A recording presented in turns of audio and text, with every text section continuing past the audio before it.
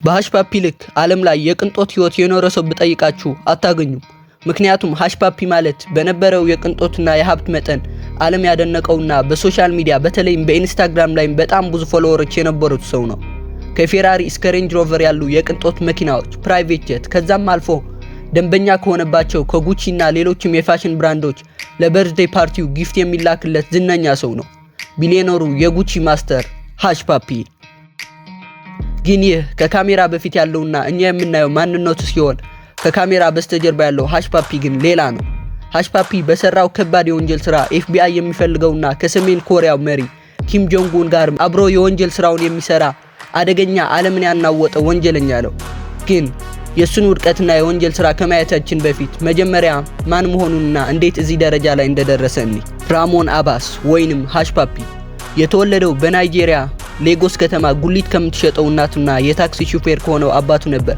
ግን ሁሌም ያስብ የነበረው ይህ የድህነት ህይወት እሱን እንደማይመጥነውና እሱ የተሻለ ቦታና የተሻለ የሀብት ደረጃ ላይ መድረስ እንዳለበት ነበር። በተለይ ደግሞ በአካባቢ በነበረው ደሴት ላይ የሚዝናኑ ቅንጡ ባለሀብቶች የሱ ሮል ሞዴል ነበሩ።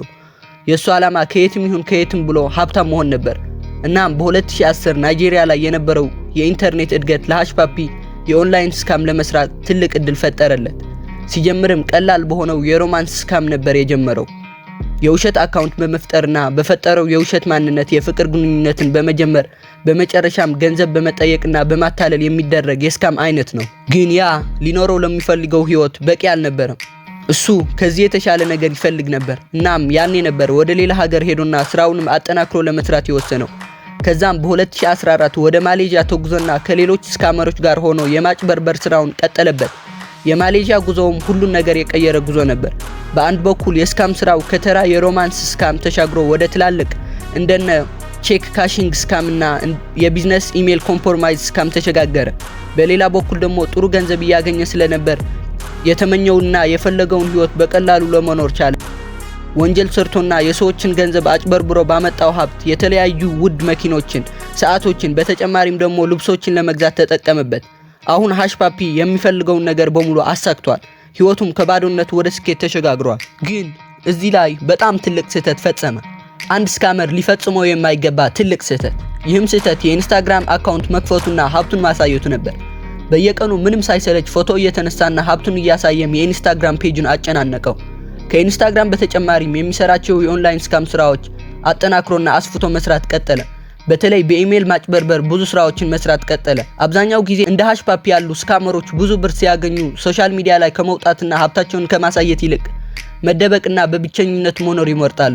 ሃሽፓፒ ግን እንደዛ አላደረገም። ያም ሳያስበው በአሜሪካው የስለላ ድርጅት ኤፍቢአይ ራዳር ውስጥ አስገባው። በዚህ ጊዜም የኢንስታግራም ተጽዕኖው እያደገ ሲመጣ ወደ ትውልድ ሀገሩ ናይጄሪያ ሄዶ ማንም ሰው አድርጎት የማያውቀውን አንድ ነገር አደረገ።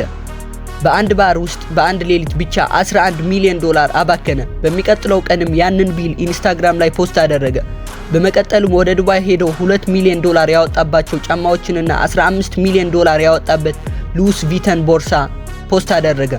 ዱባይም በጣም ስለተመቸችውና ሊኖረው ለሚፈልገው የቅንጦት ህይወት ምቹ ስለሆነች ዱባይ ላይ የመዋኛ ገንዳ ያለውና በአመት $500,000 የሚከፈልበት ውድ ቤት ተከራይቶ መኖር ጀመረ።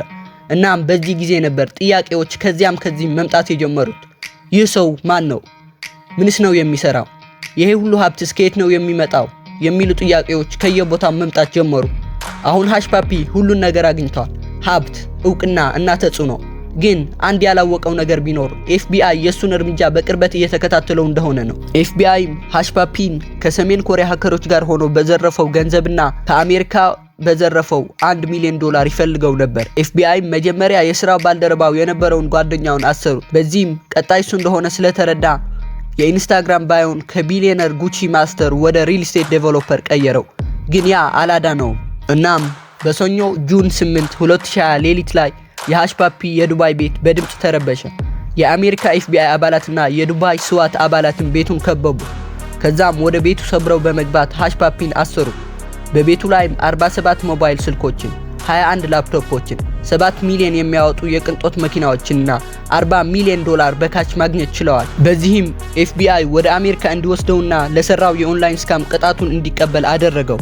የሃሽፓፒ ታሪክ ሁለት ገጽታዎችን የያዘ ነው።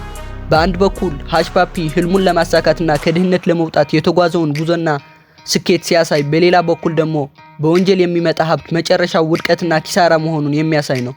እናንተ ስለ ሀሽፓፒ ምን ታስባላችሁ? ሐሳብና አስተያየታችሁን ኮሜንት ላይ አሳውቁኝ። በቀጣይ በሌላ ቪዲዮ እስከምንገናኝ ባይ